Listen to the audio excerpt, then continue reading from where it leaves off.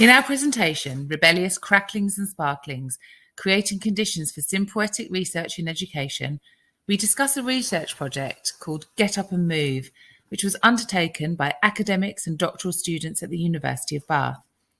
The project used moving, in our case walking, as a methodological practice.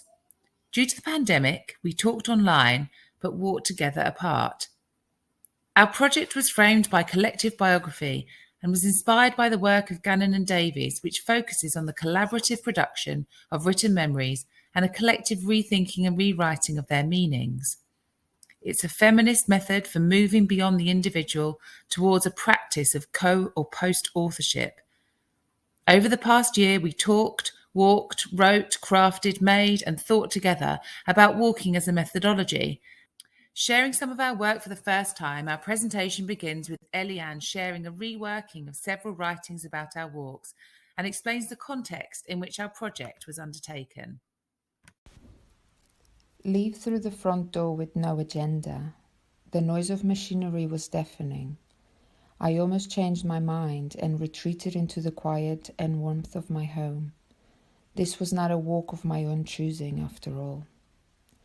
Months of COVID-19 restrictions have meant confinement and computer-bound conditions for our bodies. Bodies hunched and crunched into immobility. My anticipation is brimming over. Liberation, quick, make the most of it, out into the damp drizzle. It feels indulgent. What a luxury to be told to go for a walk. I feel a little anxious. Was it possible to fail this simple task? Could I be walking badly? What are the others walking at the same time thinking about? Are they walking on pavement or grass? I make the final turn back to my house and suck in as much fresh air as I can with slow, deep breaths.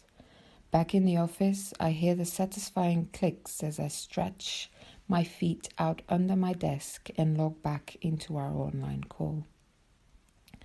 This presentation takes off from a collective biography walking project undertaken during the 2020-2021 academic year, in which 7 academics of various ages and career stages responded to an invitation from one of us to get up and move. The project came to life as an emergent research creation experiment which centered walking as a methodology for meeting the world in its differential and emergent matterings. The Get Up and Move project was motivated from the start as an inventive, intentional rupturing of normative ways of doing research in which method, findings and outcomes follow known research grooves to get to largely known endpoints. We didn't know in advance how the project would unfold other than it would involve getting up and moving. In this presentation, we discuss 3 aspects of the project to explore how walking as a processual methodology can help us create conditions for sympoetic research in education. In the following section, Sally discusses the 3 walks and shares a story that has been created by merging together different accounts, demonstrating how our individual words were rethought and rewritten. First, we discuss the deployment of the collective biography approach. We designed our walkings, doings to be collective while being singular, in that our walks happened at more or less the same times, but in different geographical spaces and places. We undertook 3 walkings together apart: a walk away from your desk in the middle of the day, a go somewhere you haven't been before on a weekend, and a dawn walk to occur on a particular week. As the project continued, new layers unfolded, data creation happenings and writing collaborations, which proliferated new movements.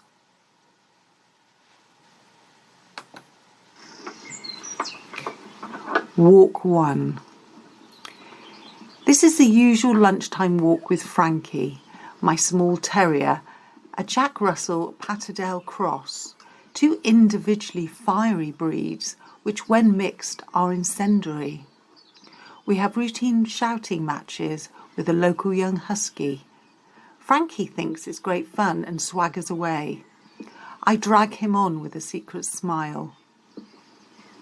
Today I walk alone. Frankie is in hospital after a serious operation. He may survive, we don't yet know. My mother is praying for him. Friends are asking after him. Neighbours have noticed he's missing. His being is knotted into many lives as well as my own. Walk 2. With that thought, I noticed the litter in the gutter, the hubcap in the fence, and the cracks in the pavement. Wherever I glanced, there was stuff produced by humans for humans. So much stuff. And it would all eventually become redundant, broken, spent, consumed. The road, the houses and cars would one day be crushed and broken by time and human need for new and more. Walk 3. As I walked towards the town, an animal was walking towards me. I first thought it was a large cat, but as it saw me, stopped and turned, I realised that it was a young fox. The fox, startled, ran back up the street and disappeared. A flock of birds in the tree above startled me back as they flapped and squawked and flew out suddenly above my head. It felt like the fox and I were both balancing on the edge of two worlds, him with a foot in mine and me just about to step out of his. During our walks, we paid attention to the mundane, the micro, and that which is so often taken for granted. These walks were embodied, relational, sensory, situated, and our stories came to life as remembered in our bodies and through the iterative process of telling, listening, and writing. In the next section, Joy stitches together sections of our data to create a collage that highlights the ways our bodies moved and sense in different ways, and the ways in which we moved in relation with the non-human. I collage short sections of each of our individual biographies to produce another short narrative, which hopefully provokes the noticings and embodiments we experienced when we were on our second walks. Down another path I don't usually walk on. Brown gravel, crunchy, scattered puddles, rivulets and craters. The path is hard against my Wellingtons. It feels colder. Here it is. Oh, yuck. Do I really want to go up there? Crammed with litter and goodness knows what else. It smells. I almost jip. The sight and the smell of the sea, touching, reaching for my eyes and my nostrils, the expansive views and the insane wind, continuing with the dance. My foot plunges through the ice, and I am ankle deep in the freezing water. The icy cold liquid moves through my trainers and then my socks.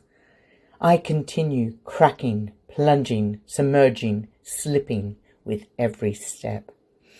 I remember how inaccessible this walk is to people who are not strong or mobile, and think, soon it might be me, and this walk might get a bit much. But for now, I press on.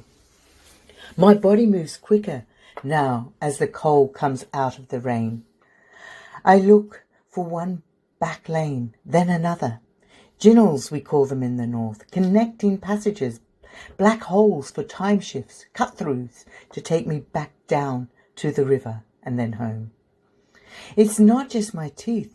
My fingers and toes are beginning to tingle as the east breeze continues to blow. At the rise of the hill, I see my house, a beckoning, warm sanctuary. Meeting the world differently enables reflections on how we consider, how we utilize movement as a practice to enable research to unfold collectively and individually.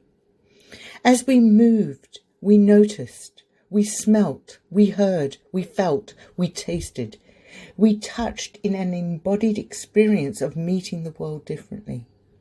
Walking in this way was about developing procedural modes of being, relational with bodies and with nature and the material world.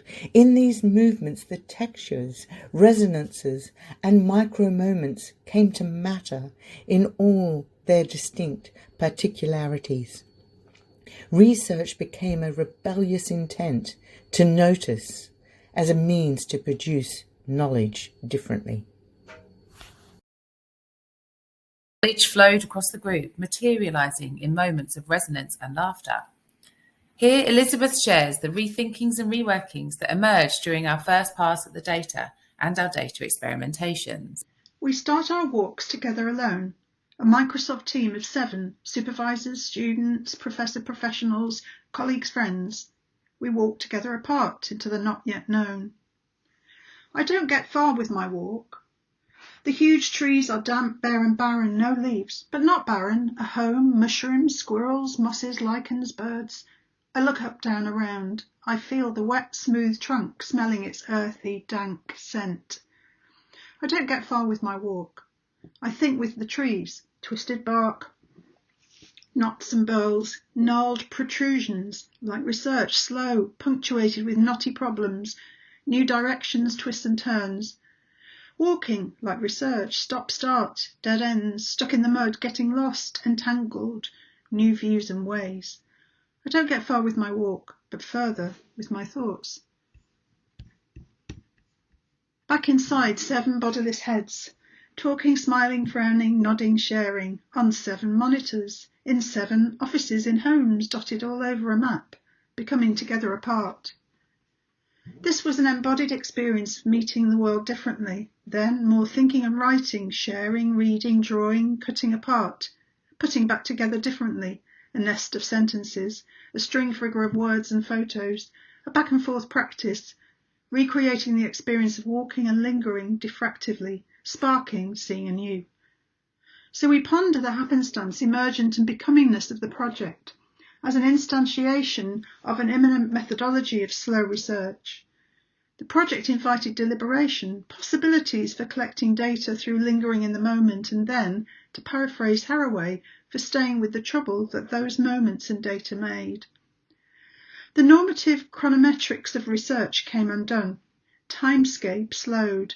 Intimacies, encounters, choreographies and connections made. We lingered longingly in the doubts, disjunctures, questions, intensities, effects and joys that we became, collectively and individually, entangled with. This project opened up research to many unforeseen and rebellious cracklings and sparklings. Our walks, writings and doings offered insights to envisage education beyond the human and outside the individual, leading to research practice that was more life-affirming and yet also humbling.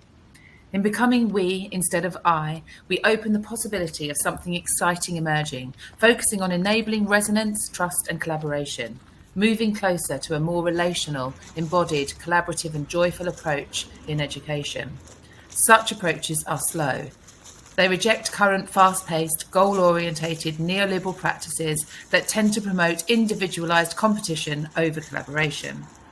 It was necessary for us to create time and space to notice and for our relationships to build in order for true collaboration and trust to emerge. This methodology produced possibilities for sympoesis. In Haraway's words, a human, non-human, doing, making, thinking, creating together. A methodology which is inventive, experimental, less elitist, more inclusive in attending to the cracks in the pavements and what is growing in them.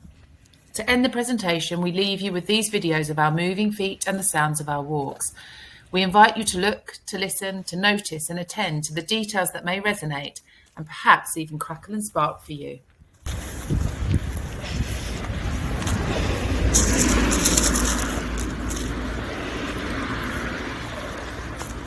Go on, go.